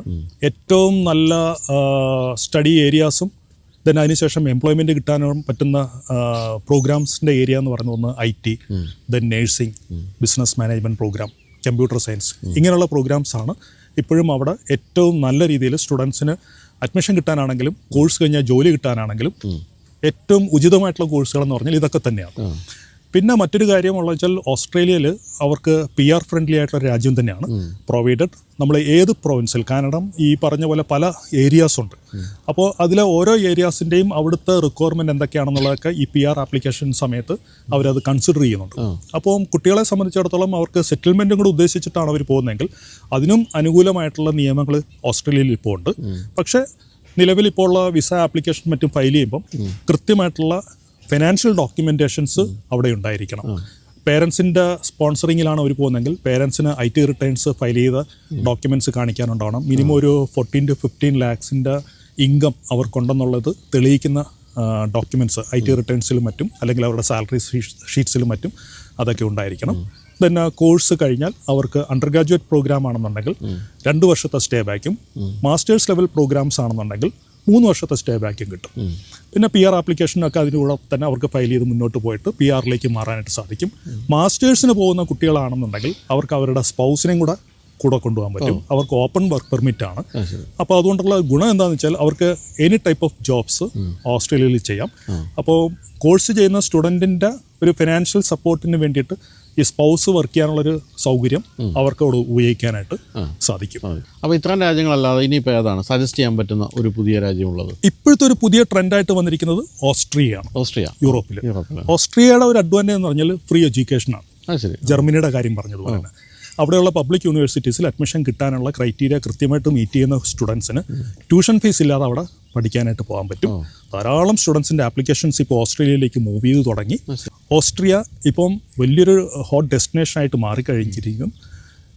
ശരിക്കും പറഞ്ഞാൽ ഇപ്പം നോർത്ത് ഇന്ത്യൻ സ്റ്റുഡൻസിന് ഒരു ഫ്ലോ അങ്ങോട്ട് തുടങ്ങിയിട്ടില്ല. അപ്പോൾ സൗത്ത് ഇന്ത്യ എന്നുള്ള കുട്ടികൾക്ക് ഇപ്പം ഏറ്റവും അനുകൂലമായിട്ടുള്ളൊരു സിറ്റുവേഷൻ ഇപ്പോൾ ഓസ്ട്രേലിയയിലുണ്ട്. അപ്പോൾ ഓസ്ട്രേലിയ പഠിക്കാൻ പോവുകയാണെന്നുണ്ടെങ്കിൽ നമുക്ക് ഒരു 2 ഇൻടേക്കാണ് അവിടെ കിട്ടുന്നത്. മാർച്ചിലും സെപ്റ്റംബറിലുമാണ് ഓസ്ട്രേലിയ ഇൻടേക്സ് അവിടുത്തെ യൂണിവേഴ്സിറ്റികൾ വരുന്നത്. ഏതാണ്ട് ഒരു 2 മാസത്തോളം അഡ്മിഷൻ പ്രോസസ്സിങ്ങിനും കാര്യങ്ങൾക്കും 1 മാസത്തോളം അല്ലെങ്കിൽ 45 ദിവസം പരമാവധി വിസ പ്രോസസ്സിങ്ങിനായിട്ടാണ് ഇപ്പം കണ്ടുവരുന്നത്. അപ്പോൾ മാർച്ചിൽ പോകാൻ ഉദ്ദേശിക്കുന്ന കുട്ടികളാണെങ്കിൽ ഇതിപ്പോൾ ഒരു റൈറ്റ് ടൈമാണ്. +2 കഴിഞ്ഞവർക്കാണെന്നുണ്ടെങ്കിലും മാസ്റ്റേഴ്സിന് പോലുള്ള പ്രോഗ്രാംസിന് ഡിഗ്രി കഴിഞ്ഞവർക്ക് പോകാനാണെന്നുണ്ടെങ്കിലും ഇപ്പോൾ തന്നെ അതിനുള്ള കാര്യങ്ങൾ മൂവ് ചെയ്യാൻ സാധിക്കുകയാണെന്നുണ്ടെങ്കിൽ മാർച്ച് ഇൻടേക്കിൽ അവർക്ക് പോകാനായിട്ട് സാധിക്കും. ലിവിങ് എക്സ്പെൻസിനുള്ള ഫണ്ട് മാത്രം അവർ പ്രോപ്പറായിട്ട് അറേഞ്ച്മെൻറ്റ്സ് അതിന് വേണ്ടി ചെയ്താൽ മതി. അഗെയിൻ ഒരു 10 to 12 lakhs അതിന് വേണ്ടിയിട്ടുള്ള ഫണ്ട് അവർ അറേഞ്ച് ചെയ്യണം. ബാക്കി എല്ലാ കാര്യങ്ങളും നേരത്തെ ഞാൻ പറഞ്ഞ ജർമ്മനിയെ പോലെ തന്നെ പാർട്ട് ടൈമും എല്ലാം അവിടെ പാർട്ട് ടൈം അലൗഡാണ്. ഈ കാര്യങ്ങളെല്ലാം തന്നെ മറ്റേതൊരു രാജ്യത്തും കിട്ടുന്ന പോലെ ഇവർക്ക് കിട്ടും. മാത്രമല്ല ഷെങ്കൻ വിസയാണ്. അതെ, ഷെങ്കൻ വിസ ആയതുകൊണ്ട് അവർക്ക് യൂറോപ്യൻ യൂണിയനിൽ കോഴ്സ് കഴിഞ്ഞാലാണെങ്കിലും മറ്റ് സ്ഥലങ്ങളും കൂടെ നോക്കാനും കൂടെ ഉള്ള ഒരു വൈഡ് ആയിട്ടുള്ളൊരു ഏരിയ അവർക്ക് ഓപ്പൺ അപ്പ് ചെയ്ത് കിട്ടുന്ന ഒരു അഡ്വാൻറ്റേജും ഓസ്ട്രിയയുടെ കാര്യത്തിൽ അവർക്ക് കിട്ടും. പിന്നെ ഓസ്ട്രിയ ഞാൻ കണ്ടതിൽ എനിക്ക് ഏറ്റവും മനോഹരമായിട്ട് തോന്നിയ രാജ്യങ്ങളിലൊന്നാണ് ഓസ്ട്രിയ. അതുകൊണ്ട് തീർച്ചയായിട്ടും വളരെ ശാന്തമായ സുന്ദരമായ ഒരു രാജ്യം കൂടിയാണ്. സ്വിറ്റ്സർലൻഡ് പോലെയാണ് അല്ലേ? സ്വിറ്റ്സർലൻഡിനേക്കാളും കുറച്ചുകൂടി റോയാണ് സൗന്ദര്യത്തിന്റെ കാര്യത്തിൽ എന്നാണ് എനിക്ക് തോന്നിയിരിക്കുന്നത്. സേഫ്റ്റിയുടെ കാര്യം കൂടെ നമ്മൾ പറയണം. അതെ, വളരെ സേഫ് ആയിട്ടുള്ള രാജ്യമാണ്. ഇന്റർനാഷണൽ സ്റ്റുഡന്റ് വിസയിൽ ധൈര്യപൂർവ്വം പേരൻസിന് കുട്ടികളെ അയക്കാൻ പറ്റുന്ന ഒരു സ്ഥലം കൂടിയാണ് ഓസ്ട്രിയ എന്നുള്ളതാണ്. ഇപ്പോൾ നമ്മൾ ഏത് സോഷ്യൽ മീഡിയ ഒക്കെ എടുത്തു വെച്ച് നോക്കുമ്പോഴും മറ്റു രാജ്യങ്ങളിൽ നിന്ന് വന്നിരിക്കുന്ന കുട്ടികളുടെ ഫീഡ്ബാക്കിനകത്ത് അവർ പറയുന്നത്. പിന്നെ ഓസ്ട്രിയയിൽ പഠിക്കാൻ പോകുന്ന കുട്ടികൾ അറിഞ്ഞിരിക്കേണ്ട കാര്യം അവരുടെ ഒഫീഷ്യൽ ലാംഗ്വേജ് ജർമ്മൻ ആണ്. പക്ഷേ 70% ആൾക്കാരും ഇംഗ്ലീഷ് സംസാരിക്കുന്നവരാണ്. യൂണിവേഴ്സിറ്റികളിലൊക്കെ തന്നെ അതിൻ്റെ ഒരു അഡ്വാൻറ്റേജ് നമുക്ക് കിട്ടും. പിന്നെ ലീവിങ് എക്സ്പെൻസിന് വേണ്ടിയിട്ടുള്ള പ്രൂഫ് ഓഫ് ഫണ്ട്സ് കാണിക്കേണ്ടത് ഇന്ത്യൻ കറൻസി കാണിച്ചാൽ മതി. ഇന്ത്യൻ കറൻസിയിൽ ഇന്ത്യൻ അക്കൗണ്ടിൽ തന്നെ അവർക്ക് കാണിക്കാം. അപ്പോൾ അതുകൊണ്ടും അവർക്ക് ഈ ഫണ്ട് അങ്ങോട്ടേക്ക് ട്രാൻസ്ഫർ ചെയ്യണം വിസ ആപ്ലിക്കേഷൻ ഫയൽ ചെയ്യുന്നതിന് മുൻപ്. അങ്ങനെയുള്ള ബുദ്ധിമുട്ടുകളൊന്നും ഇതിനകത്ത് വരുന്നില്ല. ഒരു 10 to 12 lakhs ഫണ്ട് കാണിച്ചാൽ മതിയാവും. ഇന്ത്യൻ കറൻസിയിലെ എമൗണ്ട് ഇന്ത്യൻ അക്കൗണ്ടിൽ തന്നെ കാണിക്കാം. വിസ ആപ്ലിക്കേഷൻ ഫയൽ ചെയ്യുമ്പോൾ ആ സ്റ്റേറ്റ്മെന്റ് ആണ് എംബസിയിൽ നമുക്ക് ലീവിങ് എക്സ്പെൻസിന് വേണ്ടിയിട്ടുള്ള പ്രൂഫ് ഓഫ് ഫണ്ട്സ് ആണെന്ന് പറഞ്ഞിട്ട് കാണിക്കുന്നത്. അപ്പോൾ എനിക്ക് തോന്നുന്നു കുറച്ച് കാലത്തിന് ശേഷം നമ്മൾ വീഡിയോ ചെയ്തപ്പം അത്യാവശ്യം വേണ്ട കാര്യങ്ങളെല്ലാം ഒന്ന് ടച്ച് ചെയ്ത് പോയി എന്നാണ്. പുതിയ രാജ്യങ്ങൾ, പക്ഷേ ഇതിൽ പറഞ്ഞാലാണ് 4 മാസം കഴിഞ്ഞ് കഴിയുമ്പോൾ വീണ്ടും ഒരു പുതിയ രാജ്യമൊക്കെ ആഡ് ചെയ്ത് വരുന്നു, അല്ലെങ്കിൽ പഴയ രാജ്യങ്ങളെ നിയമങ്ങൾ മാറുന്നു. അത് പിന്നെ ഈ മേഖലയിൽ സ്ഥിരമായിട്ട് സംഭവിക്കുന്നതാണ്. അപ്പോൾ ഇനി നമുക്ക് പ്രധാനമായിട്ടും നമ്മുടെ ഒരു വിഷയം ബാക്കി കിടക്കുന്നുണ്ട്. അതിനെപ്പറ്റി ഒന്ന് പറയേണ്ടതുണ്ട്. അതായത് ഇതുവരെ നമ്മൾ കണ്ടിട്ടില്ലാത്ത കൗൺസിലിംഗ് ഓൺ വീൽസ് എന്ന് പറഞ്ഞിട്ട് എഴുതിയ ഫെയർ ഫ്യൂച്ചറിൻ്റെ ഒരു ബസ്. എന്താണിത്? ഇപ്പോൾ എനിക്ക് എൻ്റെ വീട്ടിൽ എൻ്റെ കുട്ടിയെ വിദേശത്ത് പഠിക്കാൻ വേണമെങ്കിൽ ഞാൻ വിളിച്ചാൽ വീട്ടിൽ വരുമോ കൗൺസിലിംഗ് തരാൻ? തീർച്ചയായിട്ടും വരും, വീട്ടിൽ വരും. തീർച്ചയായിട്ടും. അതായത് ഈ ഒരു സർവീസ് അവർക്ക് ഒരു ഡോർ സ്റ്റെപ്പിൽ കൊടുക്കുക എന്നുള്ളൊരു ഉദ്ദേശമാണ്. ഇതിപ്പോൾ കൂടുതലായിട്ടും ഇതിൻ്റെ റിക്വയർമെൻറ്റ് അല്ലെങ്കിൽ ഇത് ഇപ്പം ചോദിച്ചിരിക്കുന്നത് ഇവിടെയുള്ള കോളേജസ് ആണ്. കോളേജസിനെ സംബന്ധിച്ചിടത്തോളം അവരുടെ കുട്ടികൾക്ക് കോഴ്സിന് ശേഷം വിദേശ പഠനത്തിൽ കൂടി ഒരു വളരെ നല്ലൊരു കരിയറിലേക്ക് അവർക്ക് എത്തിച്ചേരാനായിട്ട് വേണ്ടിയുള്ള അറേഞ്ച്മെൻറ്റ്സ് നമ്മളിപ്പോൾ നേരത്തെ ജോബ് ഫെയർ ക്യാമ്പസിനകത്ത് നടത്തുന്നു എന്നൊക്കെ നമ്മൾ കേട്ടിട്ടുണ്ടായിരുന്നു. മാനേജ്മെൻറ്റ് കോളേജിൻ്റെ ഇനിഷ്യേറ്റീവ് എടുത്തിട്ട് ചെയ്തിരുന്നതാണ്. ഇപ്പോൾ അതുപോലെ തന്നെ വന്നിരിക്കുന്നതാണ് സ്റ്റഡി അബ്രോഡ് എന്ന് പറയുമ്പം ഏതൊക്കെ രാജ്യങ്ങളുണ്ട്, അവിടെ ഏതൊക്കെ കോഴ്സസ് ഉണ്ട്, അത് എങ്ങനെയാണ് അഡ്മിഷൻ എടുക്കേണ്ടത്, അവിടെ പഠിക്കാൻ പോകുന്നതിന് മുമ്പ് അറിഞ്ഞിരിക്കേണ്ട കാര്യങ്ങൾ, അങ്ങനെ ഒരു A to Z കൗൺസിലിങ് ഈ കോളേജുകൾക്കകത്ത് തന്നെ കുട്ടികൾക്ക് കൊടുക്കുന്നതിന് വേണ്ടിയിട്ട് ഇപ്പോൾ മാനേജ്മെൻറ്റ് കോളേജിൻ്റെ അവരിപ്പം ഞങ്ങളോട് പല പ്രാവശ്യമായിട്ട് ഇങ്ങനെ ഞങ്ങളെ അന്വേഷിക്കുകയും വരികയും ഞങ്ങളെ കൂട്ടിക്കൊണ്ടു പോവുകയൊക്കെ ചെയ്യുന്നുണ്ട്. അപ്പോൾ ഇനി മുതൽ അത് അവർക്ക് അവിടെ തന്നെ ഈ കൗൺസിലിംഗ് അവരുടെ ഒരു ഫെസിലിറ്റി ഉപയോഗിക്കുന്നതിന് പകരം നമ്മളുടെ ഈ കാരവൻ നേരെ അവിടെ ചെല്ലുന്നു. സ്റ്റുഡൻസിന് കാരവൻ്റെ ഉള്ളിൽ അതിനായിട്ടുള്ള കൗൺസിലിംഗ് അറേഞ്ച്മെൻറ്റ്സ് ചെയ്തിട്ടുണ്ട്. കൗൺസിലിംഗ് അവർക്ക് കാരവൻ്റെ ഉള്ളിൽ വെച്ച് കിട്ടുന്നു. ബാക്കിയുള്ള കാര്യങ്ങളെല്ലാം തന്നെ ഈവൻ അഡ്മിഷൻ പ്രോസസ്സിങ്ങും വിസ ഡോക്യുമെൻറ്റേഷൻ അടക്കമുള്ള കാര്യങ്ങളെക്കുറിച്ചുള്ള എല്ലാ ഫെസിലിറ്റീസും സർവീസസും നമുക്ക് അവിടെ ചെന്ന് ഓരോ കോളേജിൻ്റെയും ക്യാമ്പസിൽ പോയി അവിടെ ചെന്ന് ചെയ്തു കൊടുക്കുന്നതിനുള്ളൊരു സൗകര്യം വേണമെന്നുള്ള നിരന്തരമായിട്ടുള്ള അവരുടെ ഒരു ആവശ്യത്തിൻ്റെയും കൂടെ ഭാഗമായിട്ടാണ് ഇങ്ങനൊരു കോൺസെപ്റ്റ് കൊണ്ടുവരണമെന്ന് വിചാരിച്ചത്. അങ്ങനെയാണ് ഇതിപ്പം കൊണ്ടുവന്നിട്ടുള്ളത്. ഇപ്പോൾ തന്നെ ആഴ്ചയിലെ എല്ലാ വർക്കിംഗ് ഡേയ്സിലും ഇതിൻ്റെ ബുക്കിംഗ് ഇപ്പം ഓരോ കോളേജസിൽ നിന്നും വന്നുകൊണ്ടിരിക്കും. ഫ്രീ സർവീസ് ആണോ നമ്മുടെ? കംപ്ലീറ്റ്ലി ഫ്രീ ആണ്. അപ്പോൾ കേരളത്തിൽ എവിടെ വേണമെങ്കിലും നമുക്ക് ഏത് കോളേജിലും ഏത് യൂണിവേഴ്സിറ്റിയിലും വിളിച്ചാൽ നിങ്ങൾ ചെന്ന് ഫ്രീ ടൈമിൽ ചെന്ന് കൗൺസിലിംഗ്. അപ്പോൾ അവർ ഏത് ദിവസമാണ് നമ്മളുടെ ഈ കൗൺസിലിംഗ് ഓൺ വീൽസ് എന്നുള്ള നമ്മളുടെ കാരവൻ അവിടെ എത്തണം എന്നുള്ള മുൻകൂട്ടി അതനുസരിച്ചുള്ള കാര്യങ്ങളെല്ലാം മീറ്റിംഗിലേക്ക് മുൻകൂട്ടി പ്ലാൻ ചെയ്യും. അതനുസരിച്ചിട്ട് ആ ദിവസം നമ്മളുടെ കൗൺസിലേഴ്സ് അടക്കം ഒരു ഫുൾ ടീം അവിടെ ചെല്ലുന്നു. ആ സ്റ്റുഡൻസിന് വേണ്ടിയിട്ടുള്ള കൗൺസിലിംഗ് അവരുടെ പ്രിമിസസിനകത്ത് തന്നെ വെച്ച് നമ്മളിത് കൊടുക്കുന്നു. ബാക്കിയുള്ള കാര്യങ്ങൾക്ക് എന്തൊക്കെയാണോ വേണ്ടത് അതിനുള്ള അറേഞ്ച്മെന്റ്സ് എല്ലാം ചെയ്യുന്നു. ദെൻ ഫോളോ അപ്സും മറ്റു കാര്യങ്ങളും നമ്മളുടെ ഓഫീസിൽ നിന്ന് തന്നെ ചെയ്യും. ഇപ്പം ട്രിവാൻഡ്രം തൊട്ട് കണ്ണൂർ വരെ നമുക്ക് ഓഫീസുണ്ട്. അപ്പോൾ ഓരോ സ്ഥലങ്ങളിലും ലോക്കലായിട്ട് മറ്റു കാര്യങ്ങളെല്ലാം ചെയ്യേണ്ടത് ഇതിന് ശേഷം അതാത് സ്ഥലത്തുള്ള ഓഫീസിൽ നിന്നായിരിക്കും അതെല്ലാം നടക്കുന്നത്. നമ്മളിപ്പോൾ നിങ്ങളുടെ ഓഫീസിലേക്ക് വരേണ്ട കാര്യമൊന്നുമില്ല. നമുക്ക് തുടക്കത്തിലെ കൗൺസിലിംഗ് അവിടെ കിട്ടുന്നു. വളരെ നല്ല കാര്യം. പ്രത്യേകിച്ച് എറണാകുളം പോലുള്ള സ്ഥലത്തൊക്കെ നമ്മളൊരു ഇത്തരത്തിലുള്ള ഓഫീസിലേക്ക് എത്തിപ്പെടണമെങ്കിൽ ഒരു ബുദ്ധിമുട്ടെല്ലാം ഒഴിവായി കിട്ടുന്നു. അതെ. ഏറ്റവും വലിയ ബുദ്ധിമുട്ട് വരുന്ന മിക്കവാറും പേർക്ക് പാർക്കിങ്ങിന്റെ ഒക്കെ ഇഷ്യൂസ് ഒക്കെ വരുന്നുണ്ട്. ശരിയാണ്. അപ്പോൾ അതൊക്കെ ഒരു പരമാവധി ഒരു പരിധി വരെ നമുക്ക് ഇതിലൂടെ അഡ്രസ്സ് ചെയ്യാൻ പറ്റുന്നുണ്ട്. കുട്ടികളെ സംബന്ധിച്ചിടത്തോളം അവർ പഠിക്കാൻ പോകുന്ന കോളേജിനകത്ത് തന്നെ അവർക്ക് ഈ ഒരു സൗകര്യം അവർക്ക് അവിടെ ലോക്കലി കിട്ടുന്നു എന്നുള്ളത് അവർക്കും വലിയൊരു അഡ്വാൻറ്റേജ് ആയിട്ട് അവർ പറഞ്ഞത്. പ്രത്യേകിച്ചും കുറച്ച് ദൂരം എറണാകുളത്തുനിന്ന് അകലെയുള്ള സ്ഥലങ്ങളിലുള്ള കുട്ടികൾക്കാണ് ഇതിൻ്റെ പ്രയോജനം ഏറ്റവും കൂടുതൽ. ലൈക്ക് ഇപ്പോൾ തൊടുപുഴ, കോതമംഗലം, മൂവാറ്റുപുഴ, അല്ലെങ്കിൽ ഇപ്പോൾ ആലപ്പുഴ ആ സൈഡിലോട്ട് നോക്കുകയാണെങ്കിൽ, വടക്ക് സൈഡിലേക്ക് നോക്കുകയാണെങ്കിൽ ചാലക്കുടി, അങ്കമാലി, ഇവിടെ നിന്നൊക്കെയുള്ള കോളേജുകളിൽ നിന്നും ഇപ്പം ഇതിന് വേണ്ടിയിട്ടുള്ള റിക്വയർമെൻറ്റ് അവർ അവിടെ ആവശ്യപ്പെട്ടു തുടങ്ങി. അപ്പോൾ ഇതൊക്കെയാണ് ഇപ്പോൾ വിദേശ വിദ്യാഭ്യാസ രംഗത്തെ പുതിയ വിശേഷങ്ങൾ നിങ്ങൾ കേട്ട് കഴിഞ്ഞു. ഈ പറഞ്ഞ പോലെ നമ്മളിപ്പോൾ കാനഡ എന്ന് കേൾക്കുമ്പോൾ എനിക്ക് കാനഡയിൽ പോയിട്ട് കാര്യമേ ഇല്ല എന്ന് പറഞ്ഞ് കാനഡയിൽ ഇരിക്കുന്ന കുറേ പേര് വീഡിയോ ഒക്കെ ചെയ്യുന്നതൊക്കെ ആയിരിക്കും നമ്മൾ കാണുന്നത്. അങ്ങനെയൊന്നുമല്ല. നമ്മൾ കൃത്യമായ കോഴ്സ് മനസ്സിലാക്കി കൃത്യമായ ഏജൻസി വഴിയൊക്കെ അപ്ലൈ ചെയ്യുകയാണെങ്കിൽ ഇപ്പോഴും സാധ്യതകൾ എല്ലായിടത്തും ഉണ്ട് എന്നാണിപ്പോൾ രാജ് പറഞ്ഞു തന്നത്. അപ്പോൾ തീർച്ചയായിട്ടും ഫെയർ ഫ്യൂച്ചറിനെ മാത്രമല്ല നമ്മൾ പറയുന്നത്, അതുപോലെയുള്ള വളരെ ട്രസ്റ്റ് ചെയ്യാവുന്ന ഏജൻസികളെ മാത്രമേ ഇത്തരം കാര്യങ്ങൾക്ക് നിങ്ങൾ സമീപിക്കാവൂ. എന്തായാലും കൂടുതൽ സംശയങ്ങൾ ഒക്കെ ഉണ്ടെങ്കിൽ വീണ്ടും നമ്മൾ നമ്പറെ കൊടുക്കുന്നുണ്ട്, വിളിച്ചു ചോദിക്കുക. എന്നിട്ട് ചെന്ന് കാര്യങ്ങൾ മനസ്സിലാക്കിയതിന് ശേഷം മാത്രം ഏത് രാജ്യം വേണമെന്ന് തീരുമാനിക്കുക. അപ്പോൾ എല്ലാവർക്കും മികച്ച ഒരു വിദേശ വിദ്യാഭ്യാസം സാധ്യമാകട്ടെ എന്ന് അല്ലേ ആശംസിക്കുന്നു. തീർച്ചയായും. പണ്ട് കാലത്ത് 40 വർഷം മുമ്പൊക്കെ പോയി അമേരിക്കയിലും UK പഠിച്ചിട്ട് വന്ന രാജാണ് ഈ ഒരു സ്ഥാപനം നടത്തുന്നുള്ളതുകൊണ്ട് തന്നെ ഇതിൻ്റെ എല്ലാ പ്രശ്നങ്ങളും നേരിട്ട് മനസ്സിലാക്കി തന്നെയാണ് രാജ് ഈ സ്ഥാപനം മുന്നോട്ട് കൊണ്ടുപോയിക്കൊണ്ടിരിക്കുന്നത്. അപ്പോൾ എല്ലാവിധ ആശംസകൾ നേരുന്നു. അപ്പം ഇതിൻ്റെ ഒരു ടെസ്റ്റ് ഡ്രൈവ് തരണേ. തീർച്ചയായിട്ടും 2-3 ദിവസം ബൈച്ചേട്ടൻ ഇതുമായിട്ട് സഞ്ചരിക്കുക. നമുക്ക് വണ്ടികളുടെ കൗൺസിലിംഗ് കൊടുക്കാം, ഏത് വണ്ടി വാങ്ങിക്കണം എന്നൊക്കെ. അതെ അതിനുവേണ്ടി ഉപയോഗിക്കാം. ശരി, thank you so much. Thank you.